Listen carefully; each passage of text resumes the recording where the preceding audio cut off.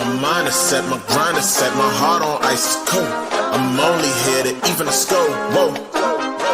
My mind is set, my grind is set, my heart on ice is cold. We down right now, but did it before, whoa. See from here we going up, made the call, I shown up. Now the game is on up, say my name is blown up. We up, we up, we up, we up, we up, we up, we up, we up. See from here we going up, made the call, I shown up. Now the game is on up, say my name is blown up. We up, we up, we up, we up, we up, we up, we up, we up. What up, Night Nation? It's your boy Roger, and it's another episode of the Knighted Ones podcast, number 106, in fact. So thank you for joining us. So welcome to everyone who's joined us this week. We'll talk about that a little bit later in listener love. But for this week, we got a lot to talk about. We told you last week and the past several weeks that this team was capable, but we're just not getting over the hump. So we'll talk about that a little bit later. As a reminder, this is the only podcast that features a former UCF national champion, a former UCF radio host, an ESPN analyst, a hoops player, infamous rapper, our resident influencer, and IG star shooting the breeze, talking UCF sports. Remember to like us, follow us on YouTube, IG, and check out the 70-plus teams and conferences on the College Huddle and the Big 12 Huddle. This week, we're going to recap the Cincy game. We're going to talk about West Virginia and why it's so important. We're going to ask the question, did Terry cut off the NIL too soon? Who's going to be the QB this week? We'll check in on bowl eligibility. We'll talk about the keys to the game. We'll give a shout out to our listeners, talk about other UCF news, and obviously finish out the day with some good news from our other UCF sports. So without further ado, let's go ahead and bring the crew to the stage. Starting off, we'll start with Trey Neal. What's up, bro? Gentlemen, what's up? How you guys doing? Gentlemen of one right now because we haven't brought anybody else to the stage. I will not ask you to do the hair flip, but I'm glad you're back to the stage. It'll be interesting to hear your insights this week on the defenses, specifically the DBs. We were missing Williams this week, and he actually had a thumb surgery. We found out he had a thumb surgery that didn't take, so he had to go back and have it done again. He was expected this week, and they had to put a pin in, so he's going to be out for at least a couple more weeks. Next to the stage, someone you guys all know, the only man that you want in Publix grabbing things off the top shelf, Ben Stout. Welcome back to the show. What's up? What's up? Good to be back with you guys. Man, it's been a while. Too long. Way too long. Been too long. All right, let me see that hair flip. Let's go. There it is. Not quite a Allen hair flip. That's for sure. No. But as a reminder, folks, once we hit 1,000 followers, listen, we've got 17,000 of you viewing in between about 5,200 different people. Help us get to 1,000 because Allen did promise to cut his hair if we get to 1,000 followers. Now, he actually promised that? He did promise that on air. I have it on the show. So, and I've been reminding him every week. So help us get there because we do. I kind of want to cut his hair, to be honest with you. I'll be the one snipping. All right. Let's go ahead and get straight into our text talk. Welcome everybody to the show. As a reminder, you can interact with us and we encourage you to be part of the show through the chat and we'll bring you up on the screen. So, let me go ahead and start because Ben looks like he's furiously looking for his. Let's start with Trey. Trey, do you have your text talk for this week? I do. Don't want to talk too much badly about the game, but my text talk, let me get it, is from AP this week. The gold pants are horrible. Listen, time to get rid of these pants. I cannot stand the pants. I don't think anybody can. I don't even think when we were players, we liked this color gold of the like. Nobody's liked it. And all the entire time I've been there, and when I ask the guys up to now, they don't like it. I don't know why we keep choosing it. I mean, obviously it's a part of our combination, but I'm just like, is there not any other like vetting of like what color gold we can have on our uniform? I don't know. My problem with it all is it never matches. None of the golds ever match. You use it on the helmet, use the same type of gold on the pants. The last time we got it right, I think, was in the 80s or 90s when we had the gold and black Steelers looking ones. That's like, yeah, exactly. That was literally the last time we got that right. And then we had the abomination in 2013. Yeah, remember South, those? Yeah, ooh. Those were terrible. So yeah, I agree with you. I'm hoping we get rid of those. Gotta get rid of gold, man. We've shown so many different like awesome color combinations. It's like I can deal with the helmets a little bit, but I just can't. I can't deal with it when it's like you said, the helmet and the pants are different, or like the helmet and the jersey. I'm like, it just I can't. I like the traditional style helmet. It goes back to those 2013 teams. I just don't like the gold pants that go along with it. And it just, when it's all gold like that, it just really points it out. Yeah. So, Ben, other than the gold pants, what was your text talk for this? I'll just it's short and sweet. We were talking about I guess QBs. I was at the ballpark at this point in the I think it was just after the game had ended. But Trey saying this is pretty simple and it sums up. Says I don't think the QB is the difference on this team. It's the O-line and untimely penalties, in particular untimely penalties. I mean, I had kind of a little bit of a rant to our text today. Just, I actually was more of a rave really for Cam Fancher. I mean, I just think I think he showed just how how tough he is in that game. He's playing the cards that he's dealt basically. I mean, I think we all agree that, TJ is the more talented of the group of quarterbacks. But man, I can't see how you watch that performance by Cam Fancher and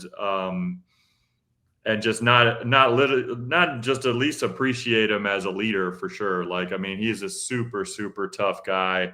I mean, it's kind of disrespectful to say he was trying his best out there, because that's not really what I mean. It's just I was just impressed by his toughness overall, his like kind of grit, and but ultimately, I think this season so far, anyways, has come down to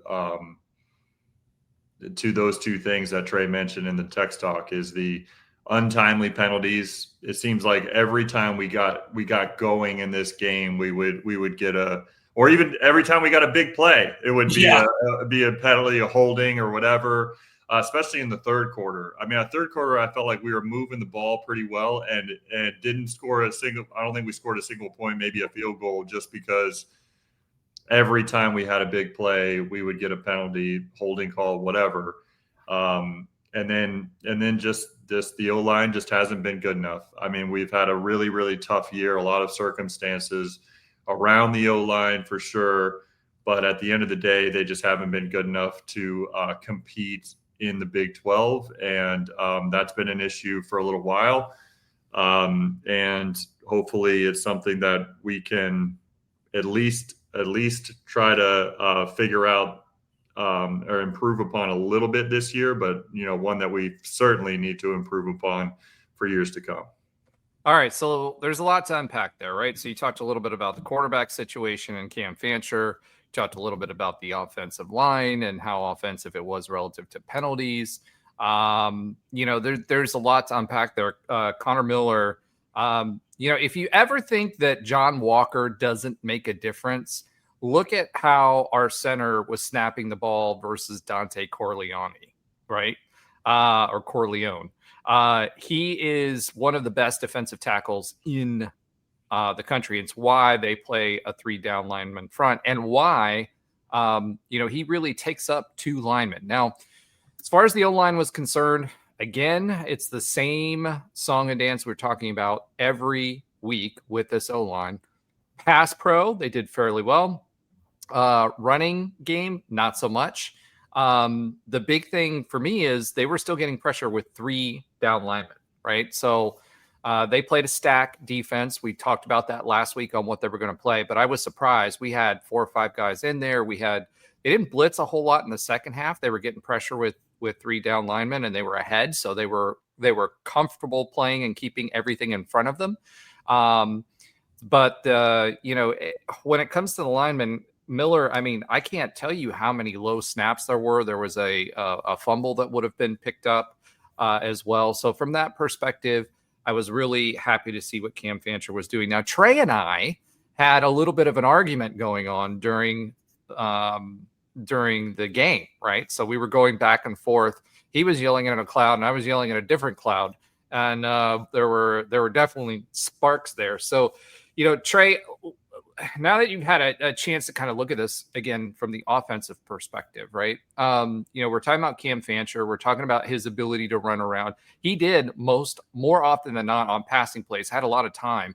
And he, part of it was, I'm sure the receivers weren't getting open all of the time because, especially against that type of defense where you dropped everybody else but the 3 down linemen. So that's going to allow you to keep some protection and keep everything in front of you.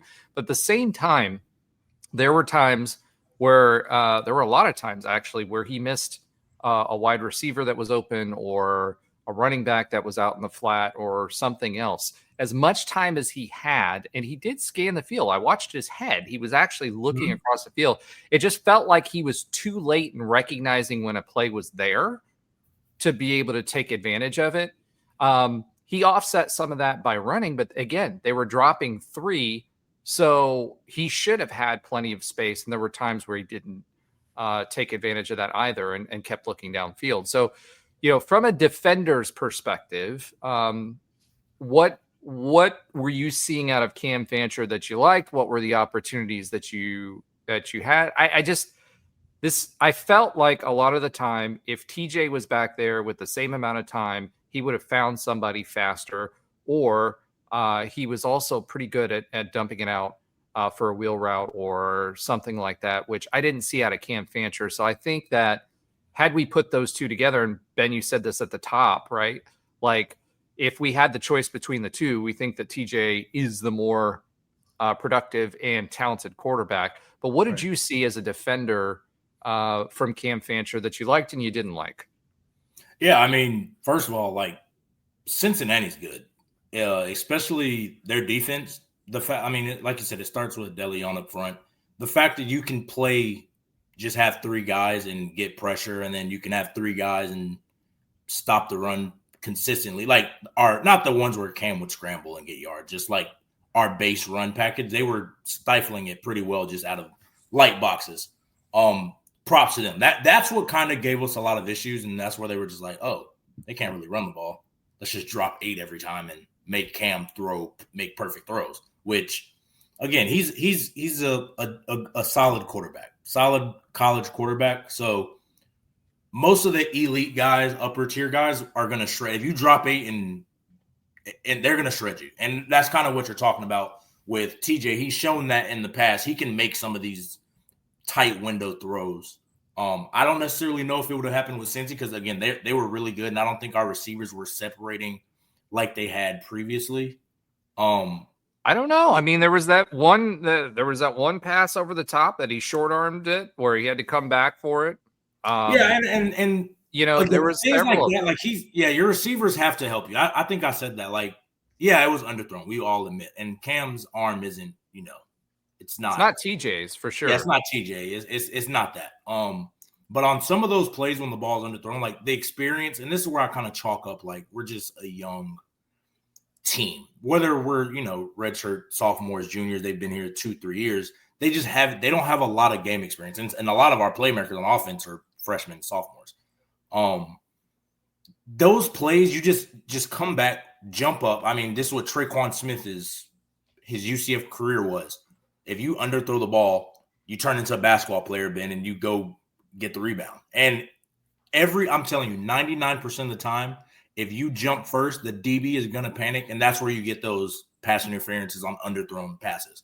Well, there were a couple of pass interferences that should have been called that didn't get called. Yeah, the one he there was underthrew. One early on in the fourth quarter that was. Yeah, that one was bad. That one was bad. That was terrible. Yeah. But that one he underthrew, Roger. Like the receiver has to help him in the sense of, I made a bad throw, but just bail me out by getting the PI.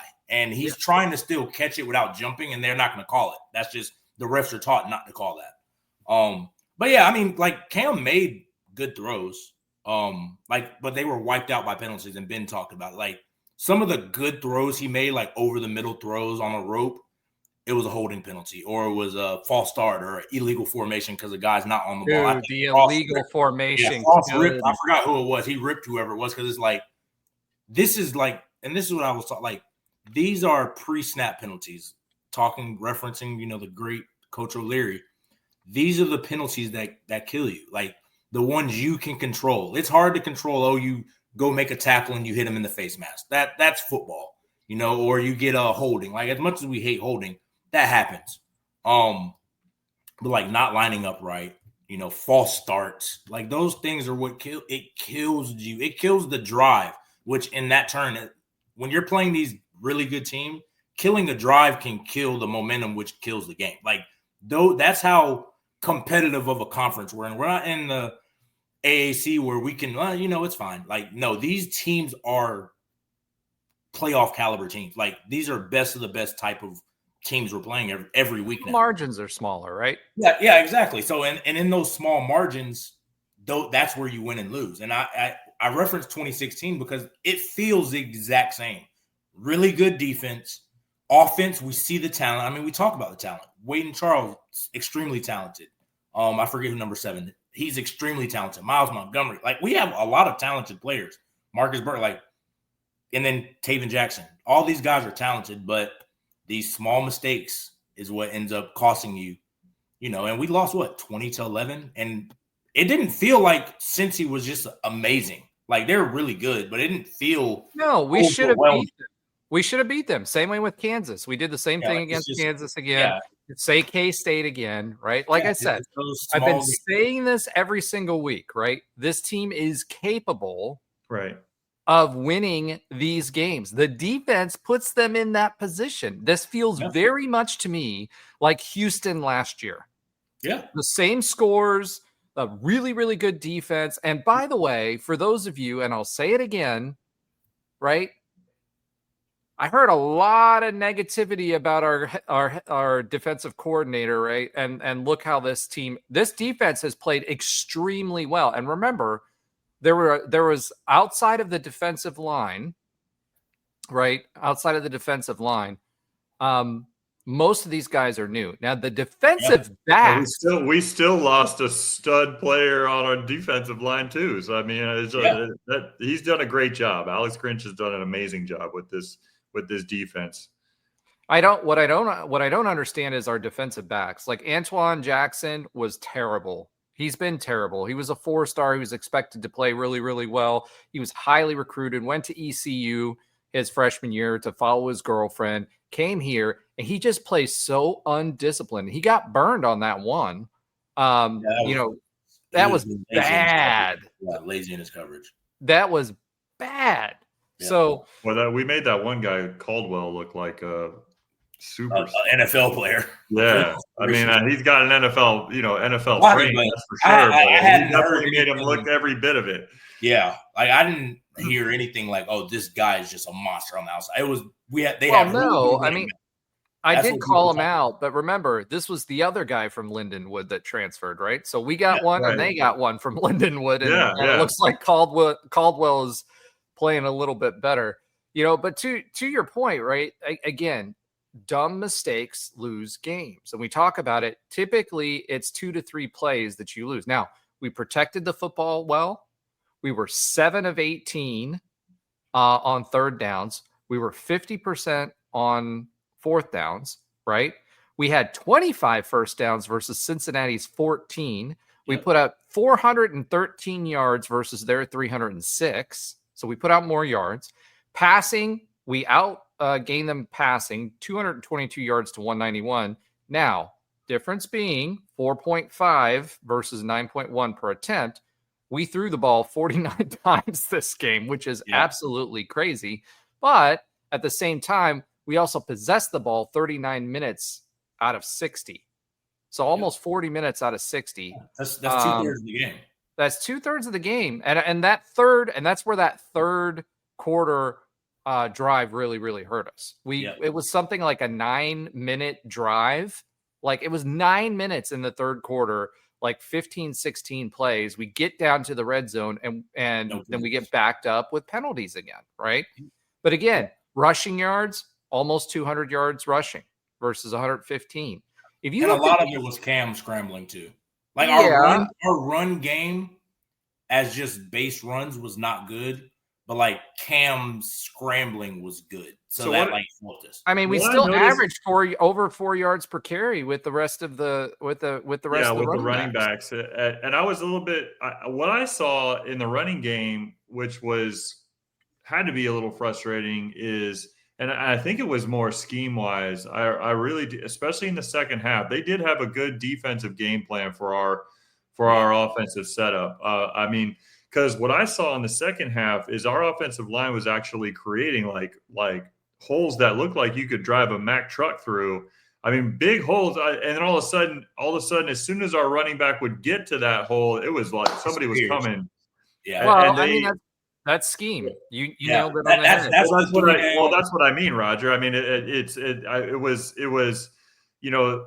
was keeping everything in front of them, as I was saying. Like, I felt like they did have a really good defensive game plan for what we had set up, and it was shown in that instance where it was almost like they were allowing some of those openings to happen so we could just run right through them, and they'd hit a brick wall with a linebacker. I mean, they did a really good job of tackling in space or even keeping us contained in that way, where it seemed like we were about to break one open and we just couldn't. Yeah, it's like a funnel style defense. Like, they're giving the illusion like, hey, this hole is wide open, like, get it. But they want you to funnel into that hole, and then they just shed and make the tackle. Like, it's like, and I saw the exact same thing. It's like, oh, that hole's right there. The moment like Miles or Stacey Gage, who I thought played pretty well, the moment they like accelerated, they hit the hole just disappeared. And at that time, It's too late to really react and, I got to adjust again. Like, that's what they wanted. It's funnel style. So it's really sound. It's the scheme, right? So you only have 3 down linemen, right? So you've got 3 down linemen. Anytime we ran to outside of the gap, the A gap or B gap, right? If we ran off tackle or we ran off to the left or right, it was open because they only had 3 down linemen, right? But that leaves more linebackers back there to plug and their speed, right, to be able to get to it by the time the play develops. Because remember, our guys, when they're running, they're not up at the line of scrimmage. They're about 5 to 10 yards back behind the ball. They get the ball. That allows the blocks to let them get ahead of steam, right, while the blocks develop. By the time the blocks develop, those linebackers on the other side have enough time to recognize the play, come down and fill the gap. And they don't have to guess as much on which gap they need to fill. Like, the linebacker's job, right, is to figure out, especially middle linebacker. You hear us talk about scraping the defense, right? I played middle linebacker and or scraping the gaps. What that basically means is the linebacker comes down and he's following the play to try to figure out which gap that running back is going to go through, right? And then fills that hole. When you have a scheme like this, you have more linebackers and DBs back there that can come down, and depending on what you're playing on out of that base defense, if you're bringing a DB down or a nickel down or whatever it is that you're doing, it gives them enough time to get out to come down as the play develops to go ahead and fill that gap, and it limits it. When we got to the second half, especially, they didn't care. They were already ahead enough that they just wanted to make sure that they kept everything in front of them. Right. And that's what they did. And we still moved the ball. We were able to move the ball in this defense. It wasn't great. It wasn't a great defense. I mean, we still put over 413 yards of offense on the board. If I told you we had darn near 200 yards rushing and 400 yards of offense, you would think that we would win this game.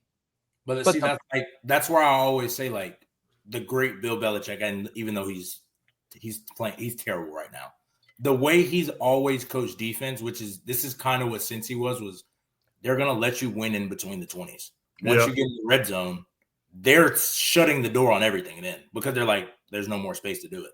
We're going to get to play tighter coverage and make perfect throws. And that's why you look at our red zone stats, Roger, they're horrible. We marched 9 minutes.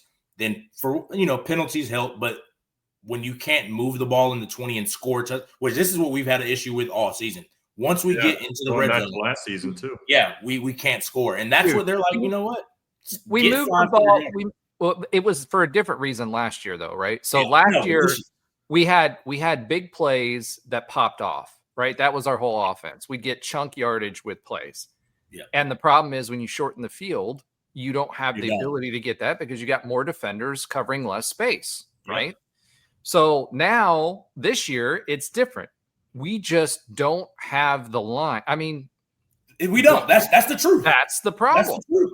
That's 100%. You've got to move guys. What I like though, and this is, we were talking about adjustments. What I liked this week, and I don't know how many of you picked this up, but we actually had a backup offensive tackle that we replaced a tight end with on power running plays. Fix the line, right. Yeah. So Scott recognizes the same thing we do about the offensive line, and he is trying to make adjustments to make up for the fact that our tight ends aren't getting pushed and our own linemen aren't. So we're basically getting an extra offensive lineman out there on these power plays or these short yardage plays, right? I think it's smart. I think he did a good job doing that. That was an adjustment, but we are making up in the red zone. We are making up for an offensive line that isn't up to the task and being able to run the ball. And when you're within the 20-yard line in the red zone, we talked about this last week, Trey, it shortens the field. And when it shortens the field, that means you've got to get that pass out of there quickly. You play a zone defense that's compressed, right? And so you have less windows because there's more bodies in the throwing lanes. There's only so many. There's no more deep shots you can run, and there's only so many route concepts with 20 yards that you can run as an offense. So you either have to do my guy's just better than your guy, which over the years it was Traquan Smith, Rennell, Speedy Hall, Shad Perriman, Marlon Williams, Gabe Davis. We had that luxury, even Javon Baker at some points. We've had that luxury. Right now, we're figuring out who is that, you just have to make a play in this situation. Or if you can't do that, which that's fine, you've got to have an O-line that can move guys and you can create your own yards, create your own offense in the red zone. And right now we don't have either, which is why our struggles are what they are. The field condenses, the zones get tighter. So the only way to beat it is either your quarterback, which we've alluded to. Neither one of them are, amazing. They have to make high-level throws, which they haven't shown to do that in this situation yet. Or you just have to have better guys and better offensive linemen. And we don't have any of it. So we don't have the wide receivers to make up for mediocre quarterbacks. And I don't think TJ is mediocre. I think he's above average as far as a quarterback is concerned. I don't think he's had enough snaps, but we don't have the wide receivers to make up for an offensive line and a quarterback and the volatility in the quarterback room right now. We definitely don't. And our wide receivers have been, and this is a word I used in our text talk, like it's just our wide receivers have been like really inconsistent. Like they've shown flashes, which we get excited about, but like the inconsistency is just there this year. I mean, it's just we're nobody knows who our like go-to receiver is because we don't have a go-to receiver, and there'll be flashes of brilliance during the games, and we're like, wow, okay, that guy's really talented, and then all of a sudden that same person will miss a block or drop a pass or run a route wrong or whatever it may be, miscommunication with the quarterback. And it's just, we don't have reliability at that position. It was something that before the season started that was a big question mark, and it still is a question mark halfway through the season, essentially. So we definitely have talent, but in a lot of positions on offense, it's just coming together and doing that consistently. We just don't really have it. And you were saying in between the 20s, Trey, but I mean, really, this game seemed to be, especially in the second half, seemed to be played, kind of in between the 30s. It was like a lot of the times. I say this about a lot of good offensive college football teams that they can really like demoralize a defense when you might stop them on first down. They might get 3 yards. They might get 2 more yards on second down. But then like every single time it seems like that team always converts. They get 8 yards on third down or whatever it may be. Like you think that you have them, and then all of a sudden, move the chains. Once again, you don't. Yep. And we've been that type of offense in the past, but I almost felt like in this game, it was frustrating in the opposite way, where it would, we would get a decent gain, 4 yards, 5 yards on first down. Maybe our second down would be stopped a little bit. And then in the second half, especially when we were basically in that 4-down territory where we were going to go for it because of the place we were at on the field in between the 30 and 40 yard line of our opponent. And the fact that we needed to, be more aggressive in the second half because of the score, it's just like we couldn't get third and fourth down. Like we couldn't convert. And when we did convert, it'd be a penalty. And it was just like, it would just kind of snowballed on top of each other, where I didn't see any give up in the team. And so that's a difference from years prior. And we've talked about that all season, is that, I do still feel pretty strong about the culture that, the foundation of culture that's being laid here. And I don't think anybody's necessarily questioning that, but certainly it was a tough one to, get excited about when you're just kind of constantly stalling out at about that 35-yard line. Yeah. Well, Ben, to your point though, this offense, even with the third downs that got called back, which was 3 of them, right? They 3 of them, right? Yeah. They were 39% conversion rate for third down. It would have been well over 40. It would have been like 43, 44% on third down. So we were converting the third downs. And anytime you get over 32 to 34%, if you get close, 40 is really the magic number. If you get to 40% on third downs, then you're usually going to win that game.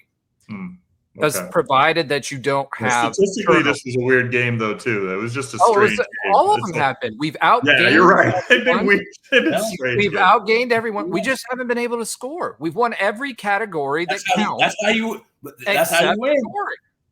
Points. At the end of the day, that's all that matters, right? How many points do you score, not how many yards? Which, again, I'm not mad at it, because, again, I would much rather this offense than just relying on chunk plays all the time. I would much rather have an offense that has a semblance of, we can build off of this, not just, I hope RJ Harvey strikes for a 90-yard wheel route or we find a play leak. Like, I would much rather that. And we fix, how can we turn these no points or field goals, which – our field goal kicking has been great this year, by the way. Shout out to our kicker. Turn these field goals into touchdowns, because that changes everything. That changes how other teams play you. That changes how the dynamic of the game. Like, towards the end of the game, like you said, Cincinnati's like, you guys are down 17 points. Take all the 5-yard, 6-yard passes in front of you. We're just going to tackle. Take the 5-10 yard scramble. We're just going to tackle. The clock's going to keep running. You don't have time to do this. 3 more possessions. Well, hold on. Let's talk about that too, because in the fourth quarter, I was getting a little frustrated because the pace that this team was going at was almost like they gave up. And by that, I mean, we weren't running any hurry up. We weren't running to the boundary to get out of bounds. We weren't. There was no 2-minute drill with 6 minutes left or 8. I think we got the ball with 9 minutes left in the fourth quarter, and there was no sense of urgency whatsoever. None. Zero. We were still huddling. We were getting up to the line and getting the ball out within 5 or 6 minutes. I don't understand, especially after we got under 4 minutes, why there was no sense of urgency there. I mean, it was 20-11 is what it ended up at, right? And if you look at it, and I want to say this too, when we're talking about the penalties, that 70-yard drive that we had ended up being a net 40-yard drive because we had 30 yards in penalties on one drive. One, right? But at the end of the day, too, why don't we have this sense of urgency going, running a 2-minute drill, running a 4-minute offense, Like, I'm not seeing that. You know, we still continued to run our offense. It was almost like we were putting practice reps in, which was good because it gets the team reps. But then at the end of the day, like, why are we not speeding it up when we're behind 17-3? We got 9 minutes left. No idea. I like that part. I couldn't answer you. Maybe he thought they would score or a chunk play would happen faster, so he'd like he didn't feel that urgency. But just based off of the flow of the game, it was like you need to pick up the urgency. That's just how I felt about it. So I agree with you there. But overall, with the area that we were stalling out a bunch on the field, and we just mentioned how good our kicker has been this year. Why didn't we go for a few field goals in the third quarter there? I guess we were just trying to. I understand that if you get stopped at the 30-yard line, it's still a 40+ yard field goal. I get that, but like it just feels like maybe we should have taken the shot at some points at that point. Early in the third quarter, maybe just to see if we can get some points on the board and get a little more momentum. I don't know. Well, Ben, to answer your question on in the third quarter specifically, because we did that 9-minute drive, right? Right.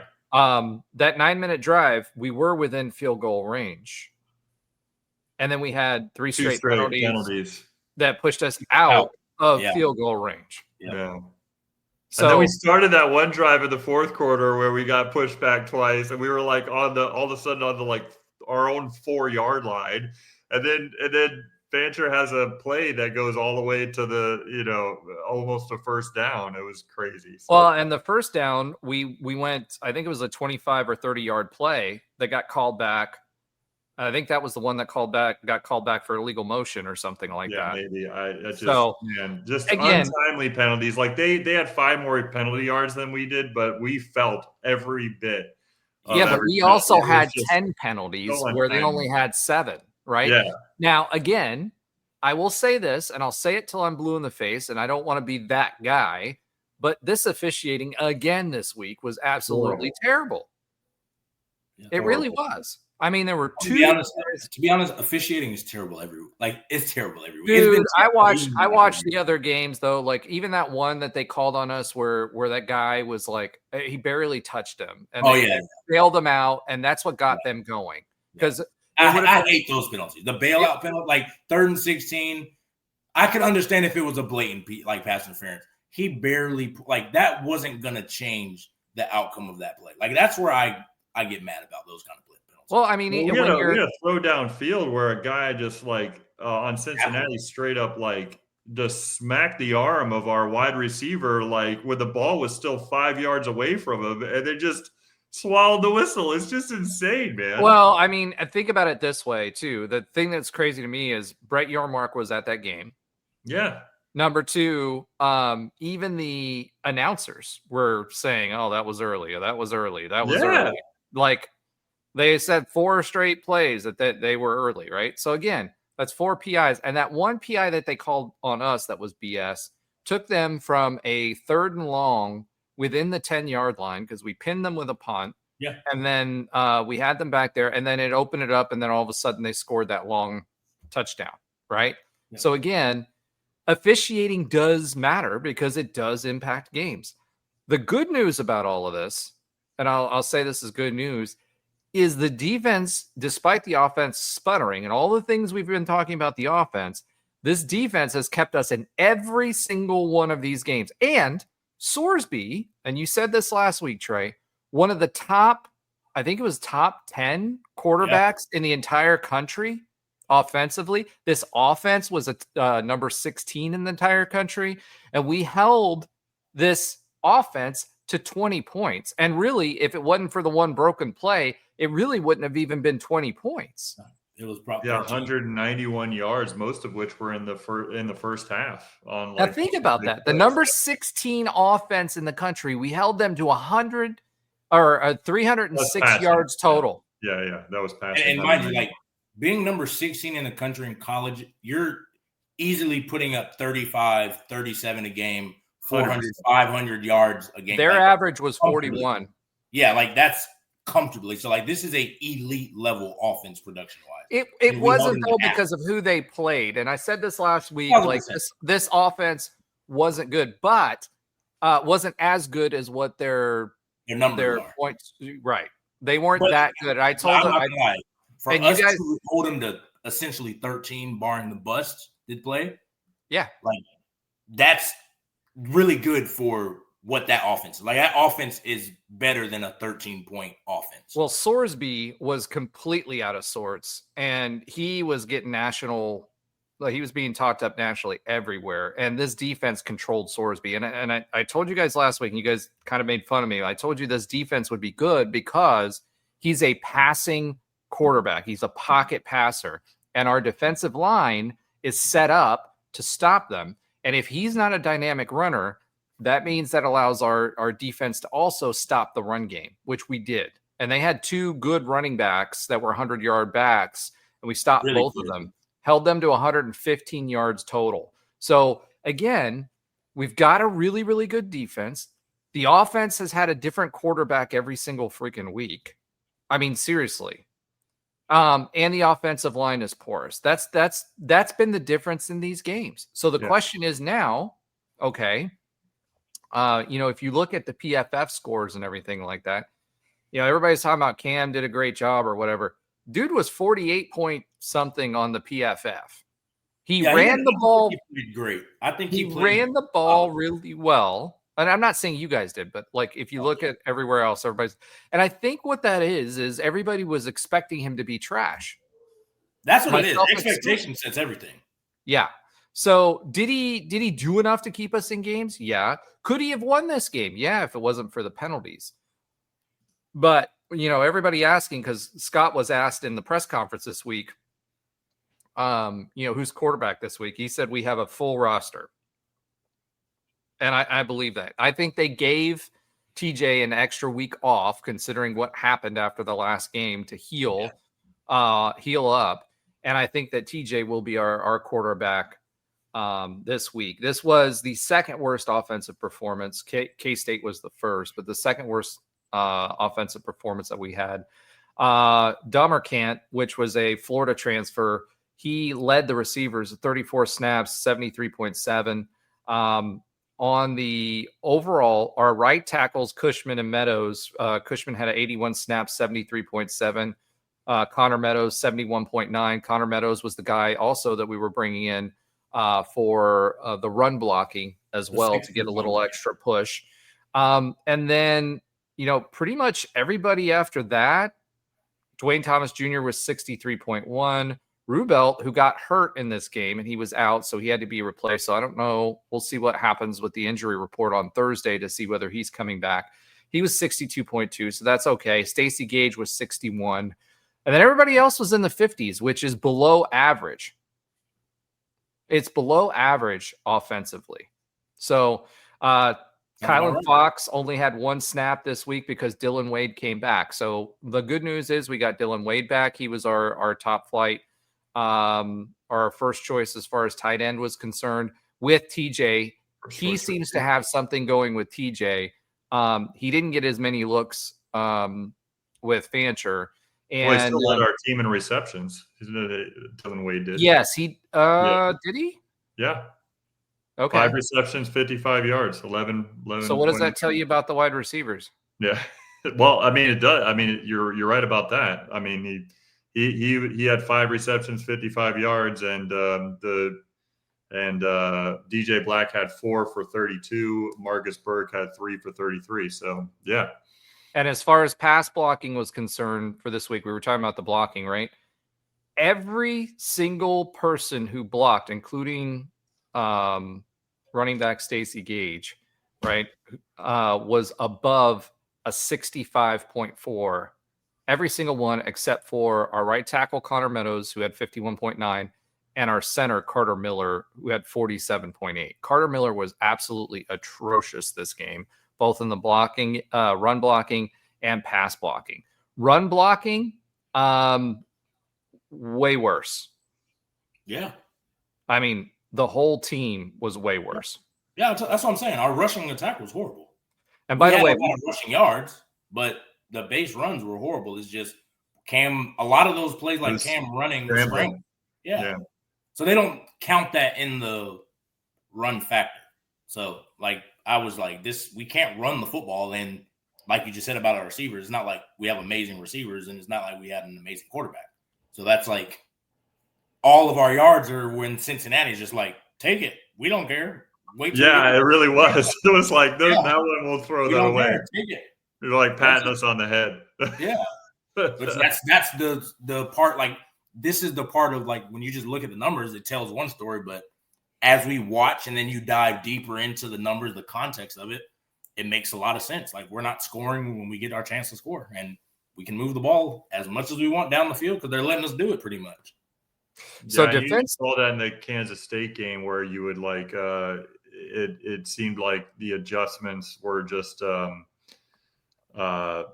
actually, no, excuse me. That was the game just that we just had last week. Kansas game, excuse me, not Kansas State. Kansas game where it seemed like, we were doing well running the ball in the first half, and then they just made I don't want to call it simple adjustments, but essentially made the adjustments to just stop us completely in the second half. They loaded the box. Yeah, we're not. They loaded the box. They had numbers, and we kept running through the A gap. Like that was on Frost. That second half of that game was on Frost. I wasn't on the show last week, but I definitely would have been. You guys heard? You guys saw me on the text talk that game. That's for sure. Yeah. So talking about the defense overall for PFF, right? So think about this defensively, right? So these are the PFF grades by game. Jacksonville State 69.2, North Carolina A&T 90.1, North Carolina 80.8. It's a P4 team, although they're in disarray, and rumors were swirling that Belichick was out this week. He was shopping himself out. At Kansas State, 67.1 versus Kansas, 69.4. At Cincinnati, 67.5. Now, what does that mean? That means you've got a higher end. You don't have an average defense. You've got a good defense against P4 competition every single week. Is what that tells you. You've got a really, really good defense, right?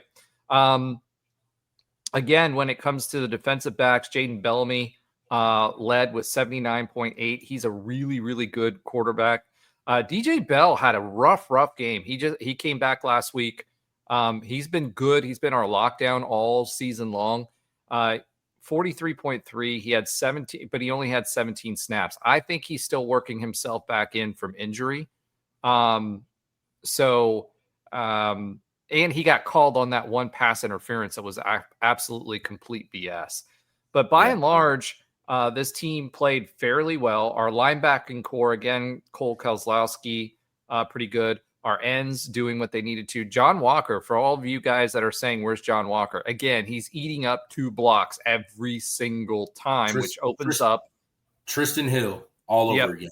Yeah. And that opens up the door for the other guys, right? And so, we're really missing our Georgia Tech transfer that's out for the season with the torn pec, but 68.2 is really, really good defensively for a tackle. So again, folks, everybody who says, I don't see John Walker's name, that's because he's plugging up the middle and he's plugging up 2 gaps and he's getting double teamed, right? If you watch the offensive line, they're double teaming him when he's in the game and they're shifting somebody else over to plug the other gaps. So again, he makes a difference. You may not see him on the stat sheet all the time, but he makes a huge difference on what we're doing. So pause. I didn't even catch myself. Plug in the holes. All right. Let's go ahead and double team and plug in the holes. Double teaming and plugging the holes. Okay. So questions out of this game. Mitch asked, and he was on here earlier, and he asked, and we'll talk about it in the listener love. But he asked, why we weren't winning these games. The reality of it is execution. We aren't consistently executing. Period. We're moving the ball. We've got a good defense. We're not scoring points. We're leading every single category. We're not turning the ball over, right? Although, so ball security is okay.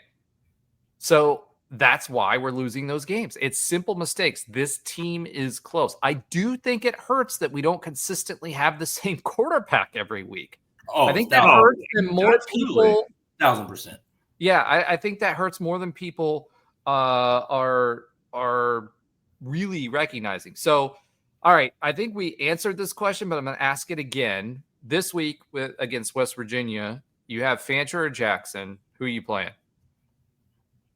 If they're both available? Yeah, they are both available. Yeah, well then, I'm hoping that Jackson is fully healthy, and I'd go with Jackson for sure. Yeah, I think. But I'll say again that Cam Fancher's a dog, and he deserves a lot of credit. But I'll definitely go with Jackson. Yeah, I think they go with Jackson too. But I don't think his leash is going to be as long, because like if he even looks like he's hurt, they're going to take him out and put Cam in if they have to.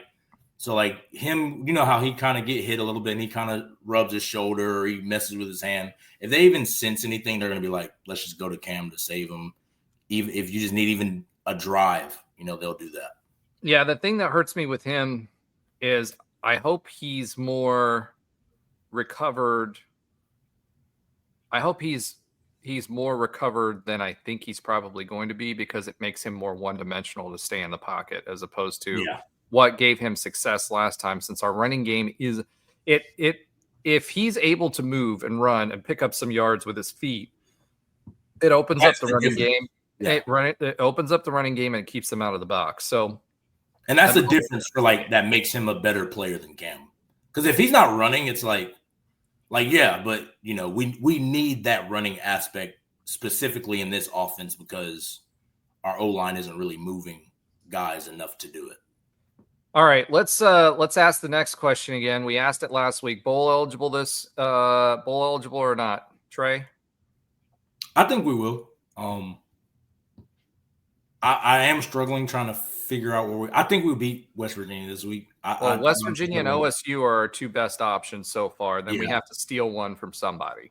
Yeah, and I think that's possible because I feel like we've lost the games. And we've lost 3 games that one of them we should have won. I don't know which of the 3. One of them we've been close enough to. Kansas, we absolutely should have won. Yeah, but this Cincinnati game didn't feel like it was unwinnable. Even going into it, I was like, "This is a really good team." If we had an offense with a pulse, it would have been. Yeah. It would have been. That was a winnable game. If we were 6-0, I would be more surprised if we were 6-0 than where we're at right now. Just because, it's just amazing that even though we have all these struggles, and not struggles, but we're not lacking execution. We're lacking execution. That these games are still close. It amazes me. But I mean, we talk about it. This is the difference between knowing how to win. That's all the difference is. This is the change we had from 2016 to 2017. It wasn't like we drastically changed our personnel. Did they get older? Yeah, they get more experience. Yeah, but we just learned the little things. We made mistakes. I don't want to act like we didn't, but we did. We rarely made these kind of mistakes, game on the line or crunch time penalty, crunch time bad play. It was more. You can't win games that way. I mean, you just correct, exactly. That's how you lose them. I mean, you guys in 2017 and 2016, 2017, or certainly 2017, you guys believed if you were in a tight game towards the end of the game, you guys believed you were going to win, and too many of these creep into the view is when you're on the losing end is you start to those thoughts creep in the opposite way. We talked about that last year with the basketball team. Lost a lot of close games, and once you get into those late game situations, everything's tight and the pressure's on. Do you believe that you can pull it off, or do you believe that here we go again? And so this is a very critical game this week, obviously for many reasons, but certainly it's to kind of shake off some of those feelings for sure. And to answer your question, I mean, I had us at somewhere. I was debating between 6-6 and 7, optimistically 7-5 before the season started. I had us at 4-2 at this point because I did have us beating Cincinnati. Everything else was predicted right or before the season up until last week. But I also had us beating Houston, and I think that we got to go 2-3 the next 3 weeks. in order to even have a chance at that, because we're not going on the road to Texas Tech, or we're not going on the road to BYU and pulling off that type of upset. This isn't that type of team, and we're gonna I think everybody with has been watching this year can acknowledge that. But could we go on the road and surprise Baylor? Yeah. I mean, Yeah, we I done think it this week against Cincinnati, and are they that much better than Cincinnati? I don't think so. No, they're not. I mean, maybe they're probably worse. So I don't know about worse, but I don't think that they're about the same to me as what Cincinnati is. it's not outside of the realm. It's not outside of the realm of possibility that we go 2-3. If we won that game, I wouldn't be like, oh wow, we won. Like, right, that's what I'm saying. It's not a crazy upset of going 2-3 of if we go into Lubbock and beat Texas Tech, I would be like, I don't know how we did that. It would be one of the yeah. We couldn't do that again if we tried. No. Well, so let me put it to you this way. I think it all hinges on whether we have any consistency in offense at all, because we haven't. Right? We've had a different quarterback. One's left-handed, one's right-handed. Yeah. We've had a different quarterback every single game. Jakuri can't help us because he can't throw to save his life. So he's a one-dimensional quarterback. So we can only use him on certain situations, right? Which we do get him back. So I do think this defense is if you have a good defense, it's going to keep you in any game, every single game. You got a shot, right? The question is what offense shows up on the field that week, and do they get used to losing, or are they going to, everybody keeps saying, oh, this team's not giving up or whatever. Can this offense consistently have a quarterback, and can we consistently, are they healthy enough for them to take advantage of the the traits that make them a successful quarterback? If we have TJ, is he healthy enough to to win games? And I think that's the biggest thing. So let's go ahead and swiv it, since we've been alluding to West Virginia. I'll do a little bit on West Virginia. So West Virginia is 2-3. We are playing them at 1 p.m. on TNT, which is on HBO, TNT/HBO, which is kind of a kind of moment. TNT, yeah. Oh, you were talking basketball for a second. I was like, whoa. Yeah, nope, definitely not talking about basketball. We are predicted as by ESPN to be a 72% favorite, and we've kind of been a favorite all year long. West Virginia has also had a problem with quarterbacks this year. Obviously, it's a new system with Rich Rod. They have rotated through 3 different quarterbacks as well. The most recent quarterback that has been playing for them is oh gosh, where did my screen go? Sorry about that, guys. Marchiol or whatever his name is. Marchiol played. He did not play this last game. Khalil Wilkins played this last game. That's what I meant to say. He's 6'3", 200 pounds. He's passed for 144 yards. He's got 1 TD and 2 interceptions and a QBR of 44.8.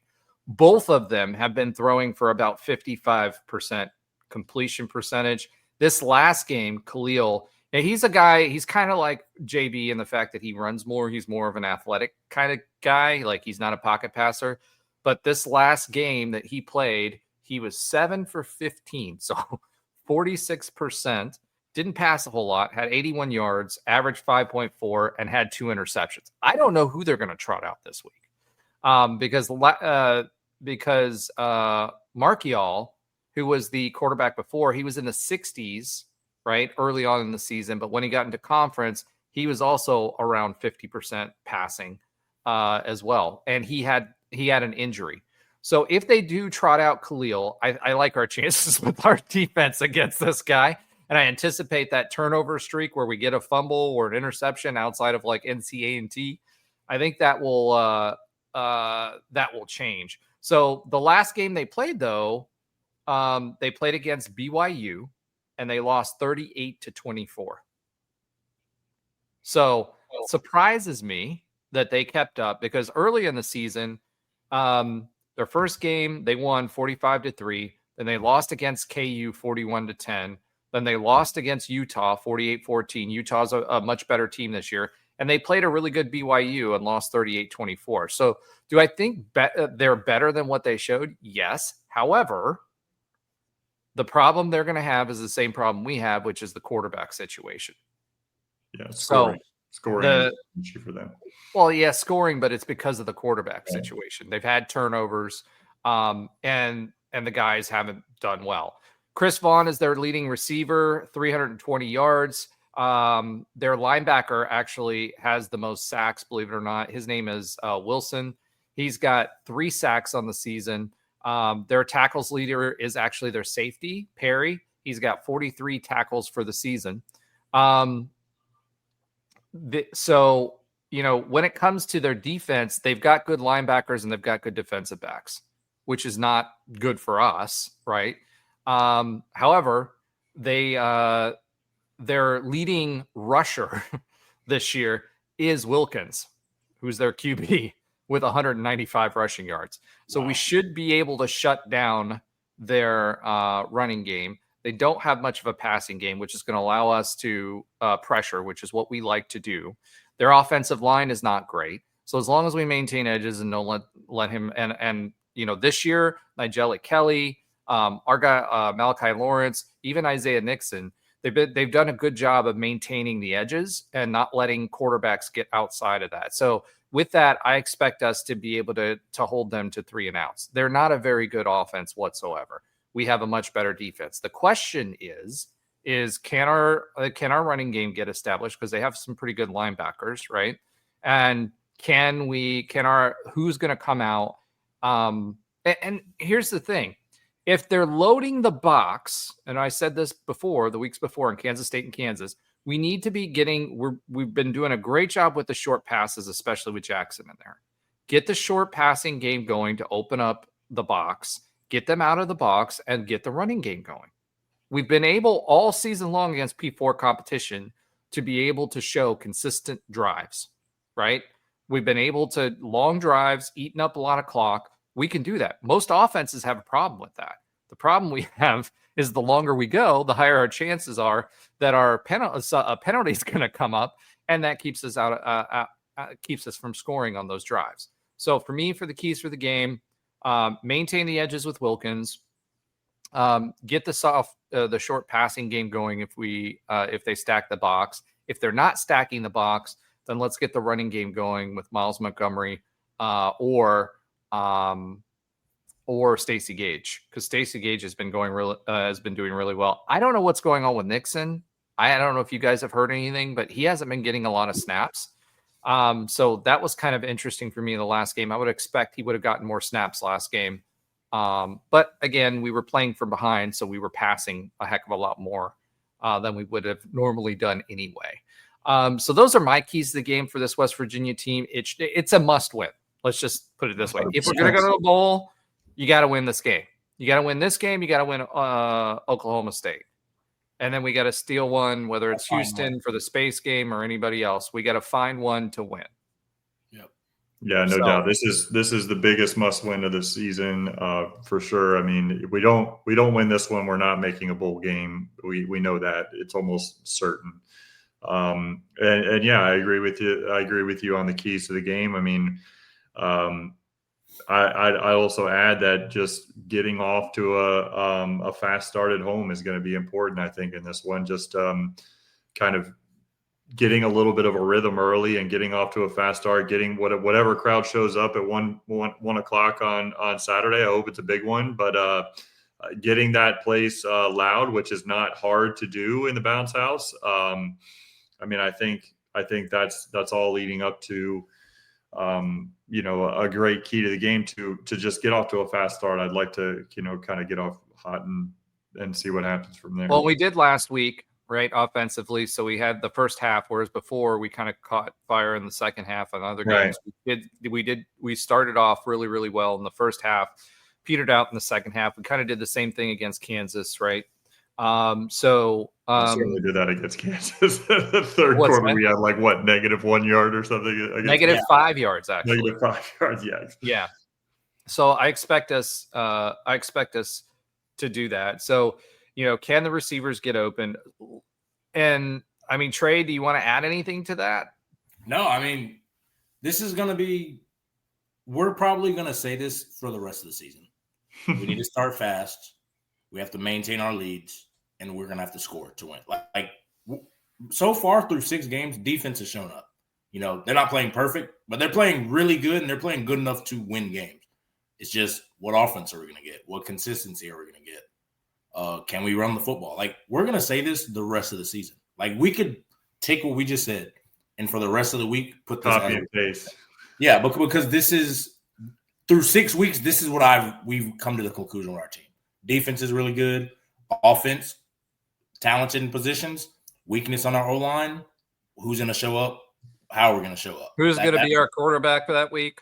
Yeah. And a lot of it isn't. That's been a question literally every Monday press conference, unfortunately. Yeah, and a lot of it isn't that the quarterbacks are playing bad. It's just they're hurt. They get banged up. Something happens. So. And all right. It is. This is going to be a really silly thing for me to say, but it's just it'd be fun to see our defense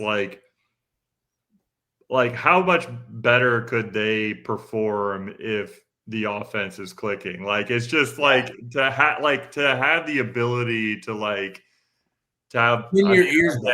It's completely playing right. A lead is completely different defensively than playing from behind, and even playing in a close game. And it's really not just. It's not, to me. It's just not not just about them playing with a lead. It's it just having the feeling of consistency that you're getting from the other unit. That's got to be such a It is interesting to see how much better this defense could be with that type of with a little bit of consistency coming from our offense. I would argue that the defense. Okay, so the last 2 games, the offense has had these long drives and have been able to keep them off the field to give them a breather, whereas with K-State, they didn't. So I would say that we had a good enough offense for the defense to have that breather. However, you got to have the points to go with it, right? Yeah, you got to have the points to go with it because it allows you to be more aggressive on some of your looks, right? Right. So, or even just like an offense that you can be they can score. Right now, it's if we don't score over 20 points, we're going to lose. That's how the defense is operating. That's very different than, okay, let's go out there and ball, fellas, but just know the offense can score. We can, if we have to get in a shootout, we could get in a shootout if we have to. But you're never thinking less. You're thinking less. There's less pressure on you. You're making let's go make a play. That's you can tell our deep, because I don't think our turnovers are where we should be through 6 games. I don't know the numbers just from what I remember. We don't have very many turnovers. Yeah, and I think turnovers we had was, we've come close, right?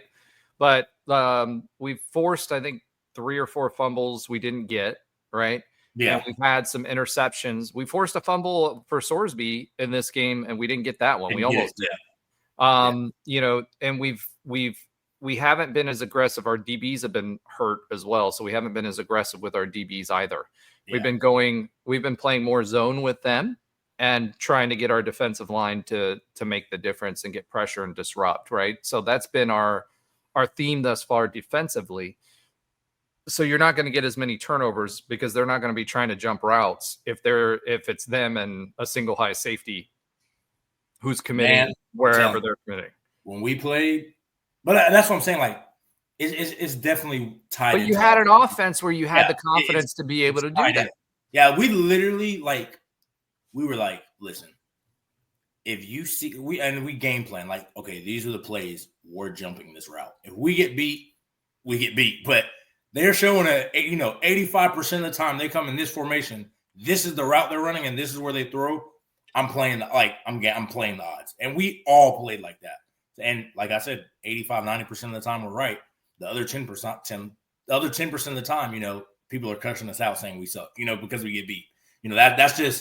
That's how they're they can't. Also, you're who cares because Mackenzie's about to take. Correct. They're going to get the ball right now. Yeah, exactly. And they can't play like that because look at that first drive or the second touchdown. It's you can't get beat on the game. You can't give them touchdowns because it's like we don't know if our offense is going to be able to match that. That's and it sucks. It's playing definitely defense. not complimentary football right now. Yeah, and it sucks playing defense like that. I mean, it's complimentary it's complimentary in the sense that we're able to keep the defense off of the field, so they're not gassed, which is good. Oh, yeah.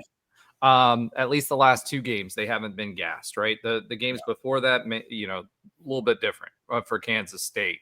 But for this game in the last 2, they really haven't been gassed.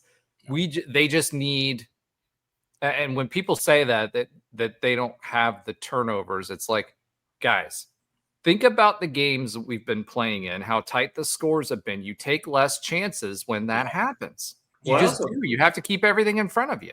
Yeah, I also think that, I mean, not to go back to Cincinnati too much, but it's like it also makes that defensive performance, especially in the second half, kind of more impressive on UCF's standpoint because we did go down early, and we went down early on plays that we were kind of taking chances and got burnt, and so it's like. And we weren't scoring offensively either. So it just kind of makes the situation that they were put in, although they, like you said, Roger, I mean, obviously our offense had the ball a lot. So they were healthy on that standpoint, but it makes that defensive performance, in my opinion, against a pretty good offense that much more impressive. And so let me put it to you this way. Our offense was able to keep their offense off of the field, which was good. However, our defense held Sorsby to 57%. 57% completion percentage. This was the top 10 quarterback, and I think it was number 2 or number 3 in the Big 12, and a 55.7 QBR. Yeah, I mean, it was a very impressive performance, and again, I mean, Grinch deserves a lot of credit as well as the players for executing, especially the line. They held their running backs to 48 yards and 36 yards respectively. And that's the best. I was talking to Brim, and he's like, those were the best players on the team. Like they were worried about prior for sure. Yeah, how are we going to stop these running backs? And we stopped them. Respectively to what they were doing. Like I think a couple of weeks before, they ran for 250 combined. Oh yeah, yeah. Like they were. They had a good running game. They had a good running game. Again, defensively, I'm not so much worried. It's just what the offense is going to do. All right, I'm gonna get off of that topic a little bit, and I do want to ask you this question because this has been a topic of conversation all week in Night Nation. We talked a little bit about NIL last week and its effects on and what the changes were and how we were going to be positioned going forward. But I do want to ask you this. Did Terry pull the ripcord on the Kingdom too soon? And the reason I ask that is this. We brought it in-house, right, in preparation because of everything that was happening with the house. And at the time that it was going through, NIL was more locked down as far as, we still have the $600 limit that has to go through the NCAA, although there have been Power 5 guys in the media, head coaches in the media, talking about how there are a lot of teams that aren't adhering to that even now. But did he pull it too fast? And the reason I'm concerned is we built up a lot of equity with the Kingdom. We brought it in-house. We changed the name. Now it sounds like any other random scholarship fund that's out there for UCF. It's like competitive excellence, whatever. Nobody knows what the heck that is. We did not do a good job of migrating those folks over. So the people that were already contributing, because you had a lot of people in the Kingdom that were contributing $50, $100 a month, $200 a month automatically out of direct deposit. Once the Kingdom went away, they sent some emails, but they didn't do a good enough job transitioning them to the new NIL fund, right? Part of it is because Terry's trying to push for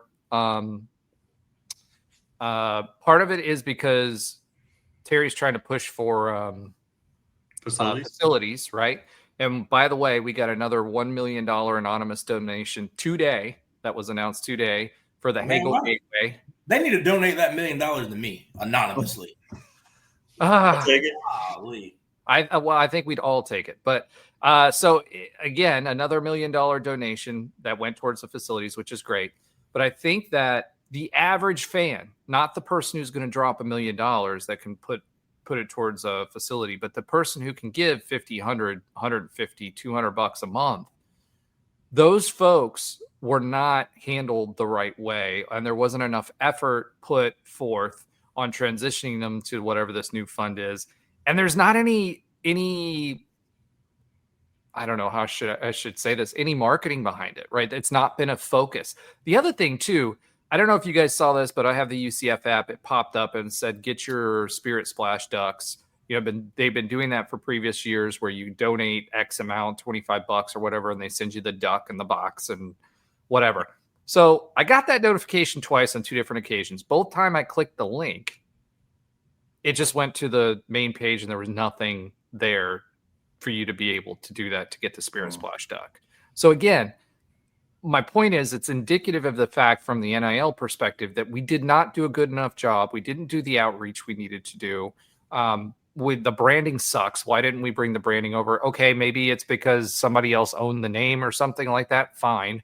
Put it something that sounds like an NIL fund, like every other fund that's out there, instead of like the Competitive Excellence Fund or whatever the heck it's called. Nobody knows what that is. And it feels to me like it was a dropped ball. And now that the NIL's like ever since right before it went through, some of the rules changed. We could have kept the kingdom. So Terry closed it down and announced that he was closing down and started transitioning everything over like 8 months before. Do you guys think that that was a wrong move? So what exactly what was the NIL kingdom? Like, what was that set up to do? Like, I guess I can't wrap my mind around. To solicit donations to pay the players through NIL funds. Like it's like outside of the 20 million. This is like just NIL money. Yes, exactly. So before we didn't have the 20 million, and we were transitioning to the 20 million, or it actually can be a little bit more than that, 20% of whatever your TV contract is, up to I think 22 million. Yeah. So the NIL in today's environment, with that in place, you can still do now there's different rules, right? Yep. You have to do the $600, anything over $600, you have to show that. But, if you're taking donations or you're taking some of that money into that disbursement for that 22 million, right, out of the TV revenue, it doesn't mean that you can't take funds from that TV revenue and go spend it on facilities and then go solicit the NIL and pull it into that fund, right? If that's what you're trying to do, like a little shell game to get around it, that makes sense. But you got to go out and solicit that. Just call it a different fund, not an NIL fund. Yeah. Yeah. Well, right? I think it's and you know way more about this than I do, Roger, but I think they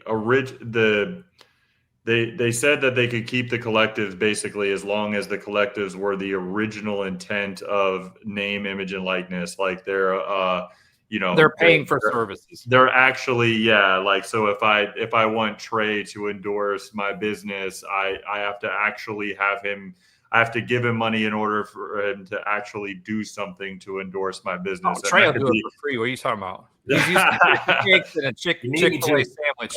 But that's what I'm saying. So like but what the collectives were prior to the House settlement, and let's be honest, still are, is just pay for play. And so what they decided to do with the House settlement, right, was to bring the pay for play portion essentially in-house, have the schools manage that. But you're right, where potentially, and this is where I don't really know enough about it, is, to answer your question or even try to answer your question, did he kind of like jump the gun on like, hey, we're the choir boys over here. We're the we're following the rules even more so than anybody else. So look at us. We're gonna preemptively create this, and we're gonna preemptively shut down the other thing. And maybe we didn't have to do that. Like, we are known in all NCAA circles outside of a couple of years here and there, but like we are known to especially in this era. I mean, I would say the last 8 years or so, especially. But we've been known as a university that certainly toes the line and plays by the rules, and especially the bigger sports. But maybe this was an attempt to just kind of almost show that too much, and maybe we were a little bit too proactive. If keeping the kingdom would have helped us reach our ultimate goals, then we probably should have kept it. But I agree with you on the main part. As somebody who pays attention to marketing, like, everybody kind of knew what the kingdom was, and nobody really understands, because it does get kind of lost in the wash of what this excellence fund is. Competitive excellence fund. Fund. It's like, wait, is that the new kingdom? Yes. Even somebody, well, I'm saying even somebody like me who pays a lot of attention to UCF sports, like, could legitimately ask that question. Wait, oh yeah, that's the new kingdom. And it's like, wait, no, like, there shouldn't be a question of that. Like, there shouldn't be a question at all. Like, we should know where these, there should be some branding behind it. And if the management, shouldn't be another university level, like, naming convention, right? Like every other scholarship thing out there, right? And this is, I don't want to get into the Terry thing tonight, because there's a lot of stuff. There was another big donation that we had hinted at a while back that they screwed up from a legal perspective that was in excess of $10 million. It's now benched because of that. Field naming rights. So we won't get into that yet, right? That may be an off-season conversation, but it's all of these things. You have that, you have shutting the kingdom down too soon. I mean, anybody who's been in any kind of CEO or executive level or business ownership knows that when it comes to legal stuff, whether it's stuff that's coming down the pipeline that, from a regulatory perspective, they always give you, like, I don't know, give like you a grace 36 period. months, 24 months, whatever, to get it corrected, right? You don't make a decision like that 8 months before even the House settlement was final. Agreed. It wasn't even final, let alone from the marketing perspective. And that was the second point I was making, is you call it something that nobody knows what it is, when it's something that you're trying to, push, solicit money. And we're not pushing it. And we didn't do a good job on the transition. I didn't get any phone calls from UCF saying, hey, move it over to the Competitive Excellence Fund. I didn't get anything. They sent a couple of emails out, and that was it. Yeah, and I remember interviews with Terry in the offseason. Again, I know that we don't want to turn this into a Terry show tonight, but, like, I remember interviews with Terry in the offseason or going into the football season where he was almost bragging about how proactive we have been. We're kind of not waiting on the House settlement. We're moving forward with this, this plan, and here it is. And but to your point though, Roger, if our donors aren't getting, they don't have the staff or whatever it may be, the transition team, to make that a smooth one and one that keeps the money flowing, that's a mistake. Our planning and our communication on every major change has been absolutely atrocious. You look at the fielding, the field naming rights thing, and I'll go into that in a little more detail at another time. You talk about this with the kingdom and the NIL. You talk about the fact that, we had those letters go out where you had season ticket holders who were giving up seats because they were told they were going to lose their season tickets. And even if they were going after the Ticketmaster people, cool, be a little bit better about that instead of threatening everybody that if you list your ticket. I didn't up my basketball tickets this year because I live in Santa Rosa Beach. You guys know that. The listeners know that. If I'm got to be worried about being blackballed from being able to buy UCF basketball tickets, guess what? I'm not going to be a season ticket holder. Right. I'm just going to go buy them off. I don't really know exactly what happened with that. Like, what was because I'm not a season ticket. Basically, they said there was a lot of people who buy them and then sell them, right? Just so that they buy them up front. Or even transfer them, right? Or transfer them. And they lose money on them anyway a lot of the time, right? But I did when I was a season ticket holder at football. Right. So at the end of the day, what ended up happening was they sent Like, this what's letter wrong out. with that? I guess. Yeah. Like, what's wrong with that? Well, because there's a big movement in college football, and we don't have as big a problem as like Alabama does, right? Because of what people have to pay to be able to give the right to buy a ticket, right? What was ending up happening is a lot of these brokers were going in and buying up these season tickets and then reselling them on Ticketmaster. And guess where UCF resells their extra tickets? Through Ticketmaster, right? So there was this concern that we were losing a ton of money because people were buying our season tickets, then reselling them on Ticketmaster, which didn't allow UCF to do it. And we've had this vaunted wait list for however long, for season tickets. So basically, they sent out communication to everybody that said, essentially, if you sell your tickets online or you transfer your tickets, we know. And if you do that, then we're going to basically do it often enough, three strikes you you're can out be almost. blocked. Yeah. Or you can be blackballed. In other words, you lose your right to buy those season tickets. Right. And lose priority point. Like you lose your priority points and all everything. of that other stuff. Yeah. It's the whole reason I don't have season tickets for basketball right now. Right. I'm just going to buy them off the market when I'm in town. Whereas before, I didn't even care if I used it. I didn't even sell them all the time. I just let them sit. Right. Or transfer them to somebody who was in need, or like donated them. There's places I donated them to. You can do it to military veterans organizations or police organizations. I did, or teachers like Seminole County. I did that through Seminole County a few times because my kids go to Seminole County schools. Right. So he just basically, and there were a bunch of people who got emails saying, hey, you can't buy season tickets anymore. We're refunding you. Yeah, that's just you don't do that to a fan base like ours. Especially a fan base as fickle as our fan base. Like it's not even as fickle; it's young, right? Yeah. It's young. Being young, you're fickle. Yeah, for sure. Especially when, again, there's some other entertainment options in the like that's the beauty of. I've always said that's the beauty of Orlando, but that's also when you're struggling, whatever it is, can be your Achilles. Listen, it's not we don't have a 55,000 or 60,000 or 100,000 seat stadium right now. We will eventually. Not right now, though, right? So again, it's all of these faux pas adding up. And again, I know I spent 15 minutes on this and I didn't mean to. I just wanted to ask the question about the NIL thing from you guys and your opinion, because it's a topic of conversation for Night Nation right now. You guys all know what I think about Terry, and we'll go over some more of those issues that we have. And that $10 million donation, because someone on his team wasn't detailed, his lawyers weren't detailed enough on a contract, right, to make the right make sure the right language was in place, right? Like we said about football. On a $10 million deal. On a $10 million deal. I mean, that's a lot of money for anybody, especially a school like us.